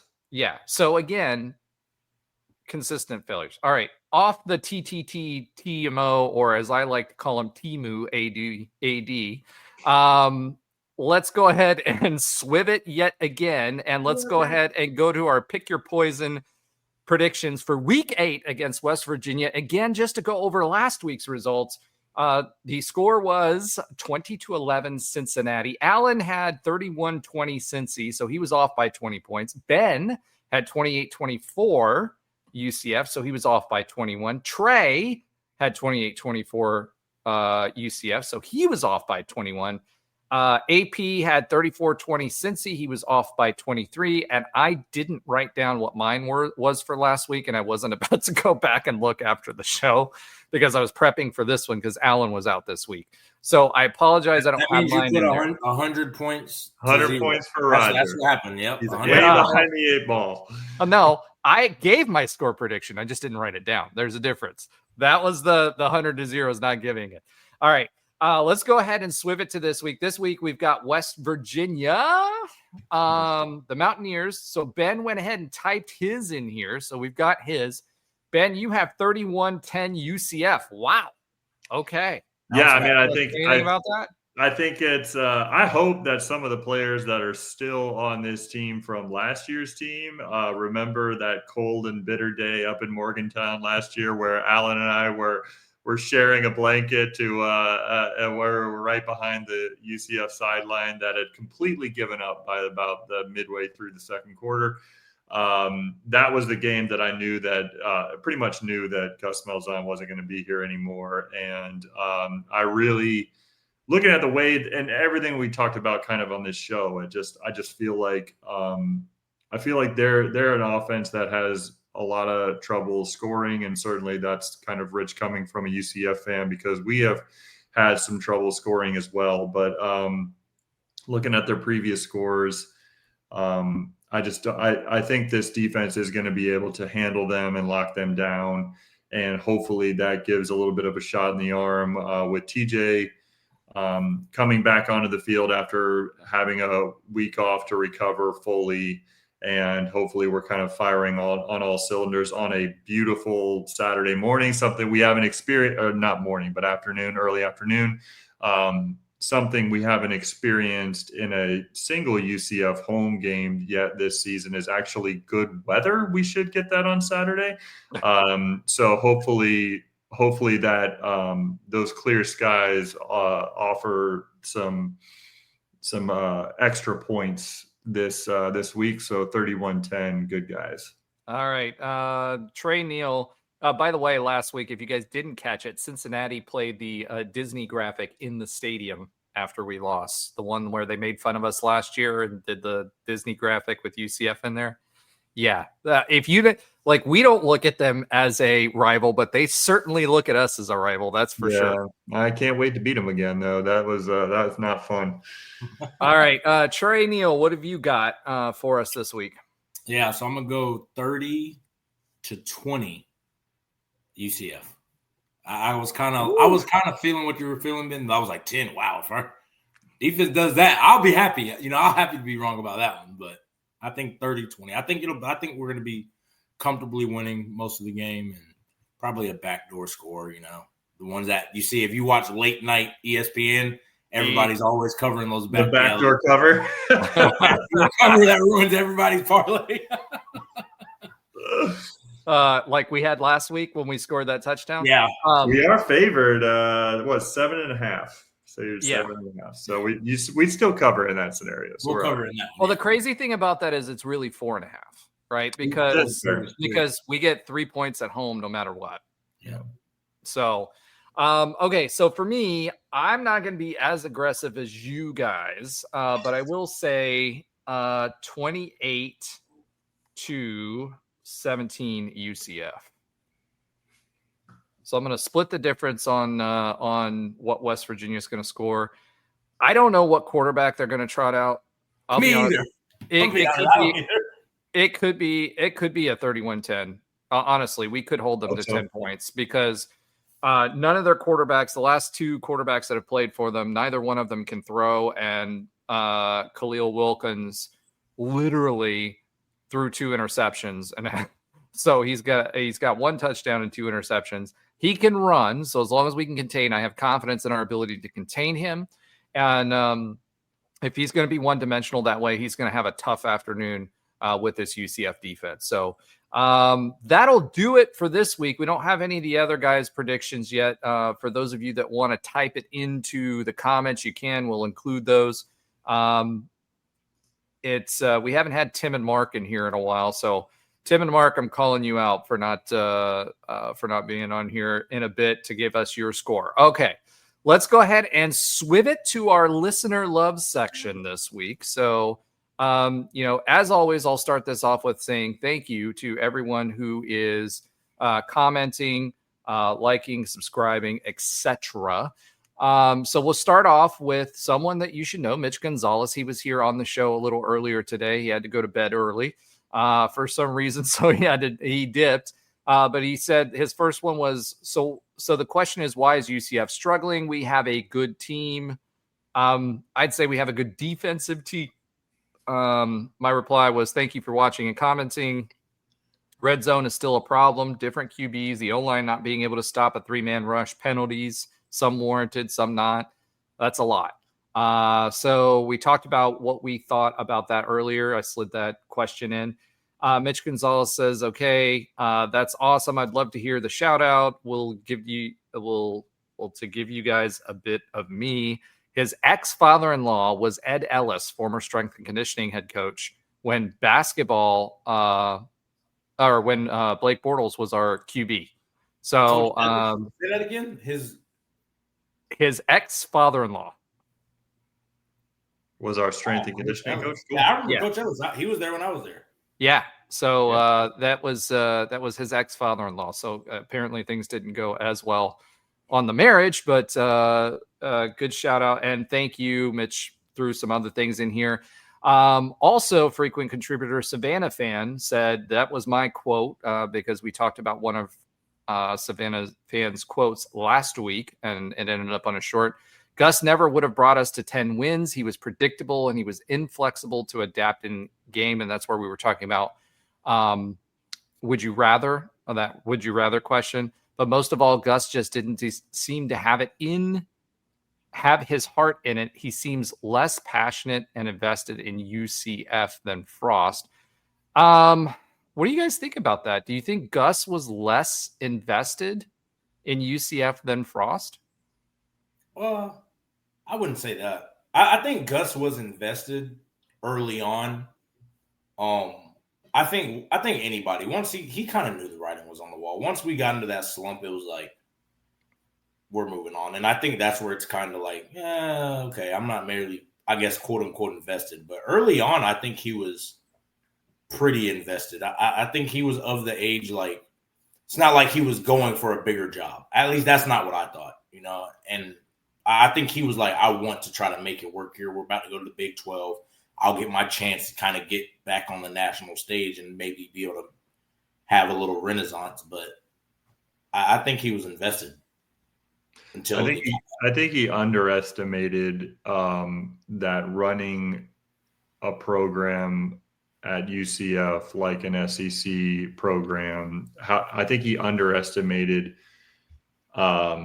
that wouldn't quite work though, like the way he thought it would. And I think that he kind of fell back into some old habits and maybe got a little kind of annoyed when things weren't going well and the media around UCF starts to question him. How dare you kind of question me? And I think it just kind of snowballed where he started to resent being here a little bit. Those thoughts kind of crept in when he, his plan kind of didn't go as well as he thought it would initially. And I think that kind of, that plan was pretty well set coming in here. And I just think that once it started to not work, because the dynamic is just different here at UCF, that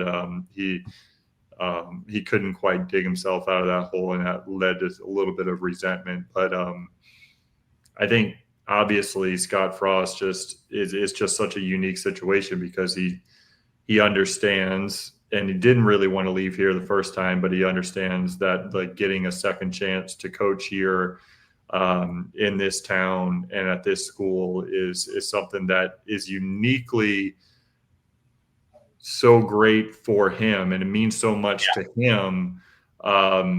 And it's unique for us too, because he's the one coach that truly understands that type of appreciation that we want out of our head football coach. Like, we want that. But we want that more so than Scott Frost being here the first time and you're like, oh, I hope he doesn't leave us. Like, now we have this. I think the fan base, I hope the fan base has like this mutual, like, good feeling that they know that Scott Frost is giving back to us, because they're like, okay, you went away. You thought that you hesitated when you went away, but you knew you had to do it. But what came to pass was what you were fearing when you left this place, and all of a sudden, by some stroke of God, you've been able to come back here. This place, I love that you use that. Yeah, because he used to say this place. Yeah, but anyways, it's a very unique situation in college football and coaching careers in general. And I think the fan base, like, I believe fan base, like, for the most part, certainly our age and older really understand and appreciate that. It is a very unique situation, and one that hopefully the best times are ahead there. So yeah. So for me, when I think about this, right, and I think about Gus Malzahn and the original question, which was basically, do you think that he was as bought in? I think he was, to be honest. I mean, both of these coaches were paid already. They're fine financially. I think Gus Malzahn still cared about UCF. I think you saw that in how he left and being able to swivet that FSU payment. He could have better than me. Yeah, he could have totally played that differently. I think he was embarrassed by the end of it because it didn't work. I do think he wanted it to work. oh yeah, I'd agree with that. So was he any less bought in than Scott Frost? I don't think so. I think Scott Frost was bought in initially for a different reason than what Gus was. Then you guys had all of that success, and then it was tough leaving that group of guys. I think he's an emotional guy. Then he went to Nebraska. He went to Nebraska, and then whatever happened at Nebraska happened at Nebraska. Then he has another opportunity to come back here. And remember, Terry reached out to him before, and he said no. Right? And then he went to the LA Rams and whatever, and then he felt like he was ready to come back and coach. And so now he's back. So I do think he appreciates it more. I think there's less pressure. I don't see as much fire out of him. It's almost like he's cooler or like more demure when it comes to that. But I think Gus was just as bought in here. I think he would have liked to have this work. I think he loved the fact that the boosters didn't push him as much. And if he would have been successful, he would have been loved here. You know what I mean? So I think he was happy, and I think he was invested. I just don't think it worked. So I'm hoping it does for Scott, and we'll see how it works out. But it is interesting to me that there's less fire about it. There's less sense of urgency for me out of him every week to week. I don't know how much of that is him being used to being a head coach and then being burned at Nebraska and trying to keep expectations low or what. But I think Gus was just as bought in. Yeah, I think he's just I think you learn a lot. You learn more and when you fail than when you have a lot of success. I think he understands, and he hinted at it since he's been hired. Like, we're not going to get 2016, 2017 again. Like, if we do, amazing. Not we're going to have a year 1 to year 2. Like, it won't be that easy. It won't even be that lucky. It was a lot of luck. I tell you it all the time. So I think that understanding, he can he's more comfortable in the year 1 issues, as it may come off like you're saying, the demure, and you're just not as fiery. He's a lot longer in the tooth. It's 10 years. I was telling somebody the other day, it was in a couple of months, it was 10 years when he first came. That it feels like it's flown by. But he's got, again, 10 years of experience, so he's going to be a little bit more calm. I don't think the fire's lit at his feet yet to where it's like, all right, it's time to produce. Like right now, we're just kind of working through growing pains. And I think as fans, we watch the game and we're like, crap, we're so close to winning. But realistically, we're so far away from being a winning team because of these little things. It's hard to break these little habits. It's not easy in most places. So I think that's where the demeanor comes from. I think he's like, listen, I just want to get a good culture. I want the guys to buy it. And he talks about it in the presser, the guys didn't quit. They keep fighting. That's what I'm happy about. Obviously you want to win, but that's what he's focused on because he knows that's how you keep guys around. That's going to be, at least this is going to be his formula. That's how he's going to be able to keep some of the guys that might get offered more money to go play XYZ. And they stay because of the culture. They stay because of the guys. They stay because of Orlando, so. All right. Well, I think we've answered that one. Again, thank you, everyone, for your comments. Thank you for actually, I forgot 2 more. Shout out to Tony791314. I enjoy all of the UCF podcasts out there, but this one is my favorite. Keep up the great work, guys. Thank you very much. We appreciate you for listening. And E. Dot says content bullets with time codes. All right. We'll keep that going as well. It does take a while for us to do that because we have to go back and listen to the show and do that. But then again, just want to say thank you so much for following. Thank you so much for subscribing. Thank you for the support. Thank you for commenting because as you can see, we incorporated in the show for the live show. If you're participating, make sure you participate in the show because you become part of the show. But just thank you all. Make sure you're liking, subscribing, and telling all of your friends because the more the merrier. And for those of you, the 5,162 of you that watched our content this month, hit the subscribe button. We don't monetize the show. It doesn't make us any more money, but it is important for us that you continue to do that so other people can find us. So thank you very much. All right, let's go ahead and swiv it one more time. We do not have Alan's oxymoronic stat of the week or Josh's sometimes funny fact of the week. Josh is still in Chicago. Or Chirac, as some people call it. He'll be back next. Next week. Alan will be back next week as well. But let's go ahead and get a quick update on other UCF sports that Alan and Andrew do not watch, and probably Trey too. But that's okay. And there's a lot of good news to talk about this week. So for UCF women's soccer, they are now 8-2-3 on the season. Unfortunately, they tied again. If you notice, it didn't change from last week, except that one in the end. We've got 3 ties this year. It was a 0-0 tie at Cincinnati. We were playing a lot more aggressive than them. We had a lot more shots on goal. They just were playing really defensively, and Trey really doesn't care because he just dipped out. But they were playing. We were playing a lot more aggressively. They were just playing defensively. And they also tied K-State 0-0. So we got to get some goals in the back of the net. Up next, we're traveling to OSU on the 16th at 8 p.m. And following that up at Houston at 2 p.m. on the 19th. Men's soccer are 4-5-1 after a huge, and I can't understate this enough, huge win at number 6 Georgia Southern 3-0. Not at that we played at home, but we beat Georgia Southern, number 6 in the country, 3-0.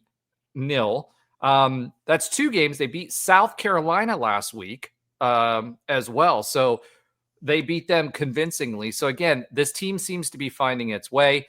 Their next game is at home versus Bradley tomorrow, Tuesday night at 7 p.m. So if you're seeing this later, it will have already passed. And it is senior night, so support the guys if you can. And then they'll be playing versus JMU at home on Saturday at 7 p.m. UCF volleyball is 11-6 after losing to number 11 TCU 1-3, and then following that up with a sweep of West Virginia. So hopefully that's a harbinger of things to come. 3-0, convincingly, 3-0. They're next up. They're at Arizona on Friday at 6 p.m. Last week, we were giving you an update on women's golf tournament during the show. They did end up finishing in first place in a field of 15 in the Illini Invitational.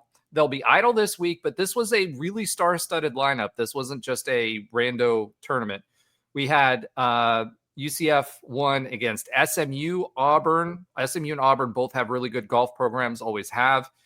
Illinois, Indiana, Alabama, Michigan, LSU, Minnesota, Texas Tech, which also typically has Wisconsin and a few other teams. But that was a really good tournament, and they placed really well.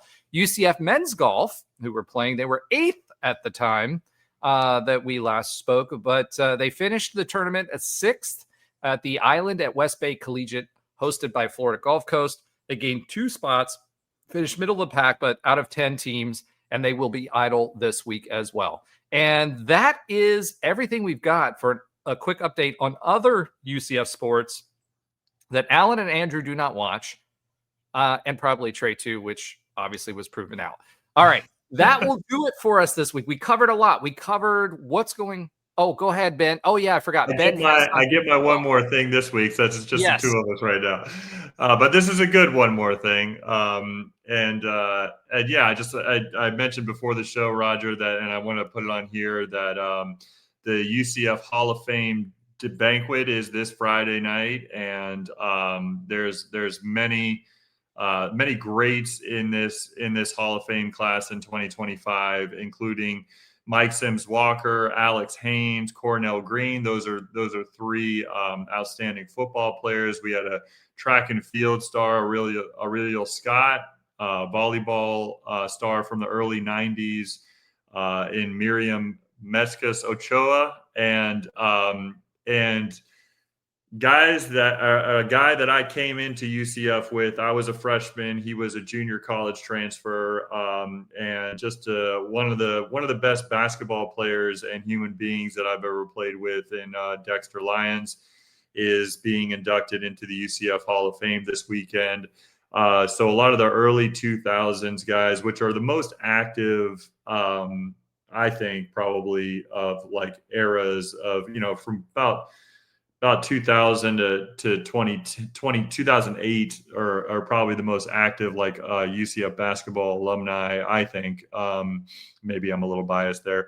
But a bunch of us are getting together. We bought a table at this banquet. We're going to be there to, just make sure we're a part of this night, honoring all these great athletes in UCF history, but certainly our teammate Dexter Lyons. Dexter's known for a lot of things. Obviously, his fro, his fro was a big thing at the time, but really his personality, the way he played, was just relentless. I mean, his senior year, the year that we went to the NCAA tournament and won our conference championship in the ASUN, there was our first of two back-to-back ones.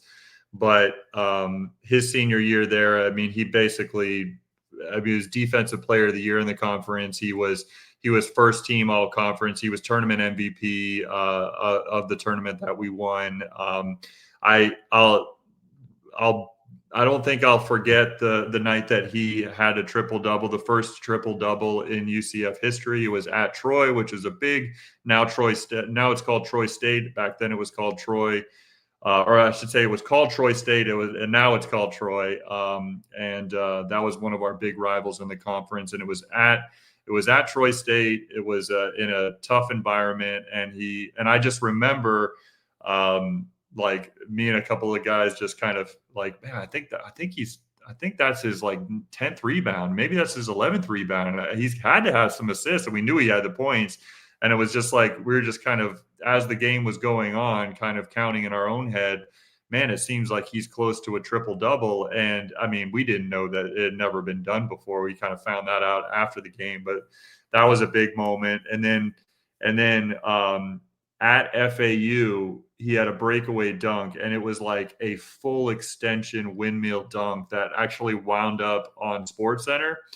I think it might have been in the top 10, like, number 8 or number 9 or something like that. But like UCF fans nowadays, they don't think, like, UCF's on TV all the time, so they don't think about something like that as being that big of a deal. But like, for us at UCF, who like didn't even get games on TV hardly, even locally in Orlando, like that was just an unbelievable, like, that was an unbelievably cool thing that Dexter was part of the SportsCenter top 10 when he did that at FAU. So, certainly looking forward to celebrating him this weekend and all of the class. I mean, obviously a guy like Mike Sims Walker went on to have a great NFL career. But I just one last guy that I want to call out from this class is Alex Haynes. Alex Haynes was he was a sophomore, or excuse me, he was a junior when I was a freshman coming in at campus at UCF in 2002. He is already well established. He was the big man on campus.